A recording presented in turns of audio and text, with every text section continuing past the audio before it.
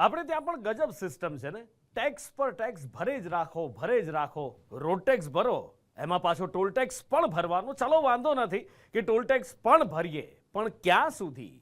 બે ત્રણ ગણા ટોલ ટેક્સ વસૂલાઈ જાય, સમય મર્યાદા નીકળી ગઈ હોય તો પણ એક્સટેન્શન પર એક્સટેન્શન મળતા જાય, અને એમાં પણ બીજા 10 વર્ષના એક્સટેન્શનની માંગણી મૂકવામાં આવે.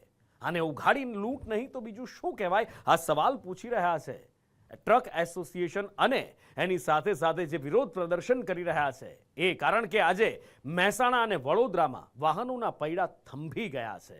ટ્રાન્સપોર્ટ એસોસિએશનના જે લોકો છે, અથવા તો એમના ચેરમેન છે, અથવા તો જે એની સાથે સંકળાયેલા જે લોકો છે, એમનું કહેવું છે કે આ ખુલ્લી લૂંટ થઈ રહી છે. ટેક્સના નામે ક્યાં સુધી અમે આ રીતે લૂંટતા રહીશું? આ ટોલ ટેક્સ કે જે એની સૂચિત મર્યાદા કરતાં 3 ગણા ભાવ વસૂલી ચૂક્યા છે, 3 ગણા રૂપિયા વસૂલી ચૂક્યા છે, તો બંધ કેમ નથી કરવામાં આવતા? અને સવાલ કદાચ ખોટો પણ નથી.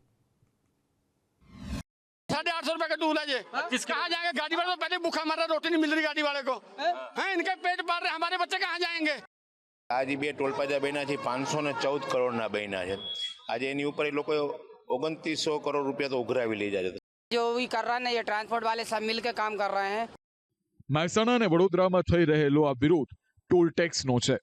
રાજ્યના 2 મહત્વના ટોલ રોડ પર ટોલ ટેક્સને લઈને કકડાટ શરૂ છે, જેમાં એક છે વડોદરા હાલોલનો ટોલ રોડ, તો બીજો છે અડાલજ મહેસાણાનો ટોલ રોડ. વાહન ચાલકોનો આરોપ છે કે કંપની ટોલ ટેક્સના નામે લૂંટ ચલાવી રહી છે. આ રસ્તો બનાવવા પાછળ થયેલા ખર્ચ કરતા વધુ રકમનો ટોલ ટેક્સ વસૂલી લીધા બાદ પણ ટોલની ઉઘરાણી ચાલુ છે, જેના વિરોધમાં આજે Akhil Gujarat truck transport association, Baroda road transport association અને all India motor transport congress દ્વારા ટોલના બહિષ્કારનું એલાન કરી આ હાઈવે પર વિરોધ કરવામાં આવ્યો હતો.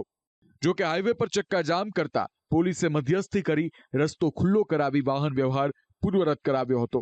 ટ્રાન્સપોર્ટ એસોસિએશન દ્વારા દાવો કરાઈ રહ્યો છે કે આરટીઆઈમાં ખુલાસો થયો છે કે કંપનીએ 2001માં 31.7 કિલોમીટરનો વડોદરા હાલોલ ટોલ રોડ 170.64 કરોડના ખર્ચે બનાવ્યો હતો, જ્યારે 2003માં 51.3 કિલોમીટરનો અડાલજ મહેસાણા ટોલ રોડ 344.25 કરોડના ખર્ચે બનાવ્યો હતો.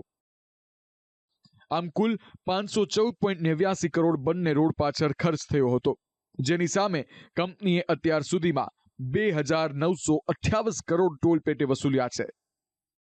દાવો થઈ રહ્યો છે કે ટોલ રોડ બનાવનાર કંપનીએ અધધ ટોલ વસૂલ્યા બાદ પણ સરકારમાં રજૂઆત કરી છે કે તેમને નુકસાન થયું છે, જેના કારણે ટોલ ઉઘરાવવાની મુદ્દત હજી 10 વર્ષ વધારવામાં આવી છે. વિરોધ એટલા માટે કે આજે બે ટોલ પ્લાઝા બન્યા છે, 514 કરોડના બન્યા છે. આજે એની ઉપર એ લોકો 2900 કરોડ રૂપિયા તો ઉઘરાવી લઈ જાય છે. જે કોન્ટ્રાક્ટરો છે હજી બીજા 10 વર્ષ એક્સટેન્શન માગે કે અમને નુકસાની ગઈ છે. એને અમે બધું આઈટીઆર કરીને બધું મગાવેલું, સરકારને પણ મોકલેલ છે, લખેલું છે કે ભાઈ આનું તમે કંઈક રસ્તો કાઢો, આ ટોલ પ્લાઝા હવે બંધ થવા જોઈએ. અત્યારે પહેલી તો અમે ગાંધી બહિષ્કાર કરીએ છીએ. જો આમાંથી કાંઈ સરકાર નહીં અમને કંઈક કરે અમારા માટે, તો પછી અમે ગાંધીજી હડતાલ ઉપર જાશું અમે. આ સાથે વાહન ચાલકોનો આરોપ છે કે આ બંને ટોલ પર નેશનલ હાઈવેના નિયમ કરતા પણ વધારે ટોલ વસૂલવામાં આવે છે.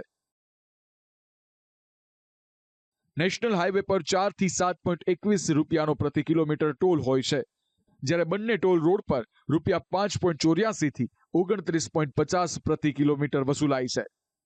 ये सही है ना, जो भी कर रहा है ना, ये ट्रांसपोर्ट वाले सब मिलकर काम कर रहे हैं. ये बहिष्कार करने के लिए, क्योंकि आज से 2 साल पहले ये टोल तो बंद हो, खाना पूर्ति कर रहे हैं, ये तो नाजायज पैसा ले रहे हैं. इसलिए हम लोग सब ये चक्कर जाम कर रहे हैं. पहले से ज्यादा ले रहे हैं? पहले से ज्यादा ले रहा है. पहले कितना ले रहे थे?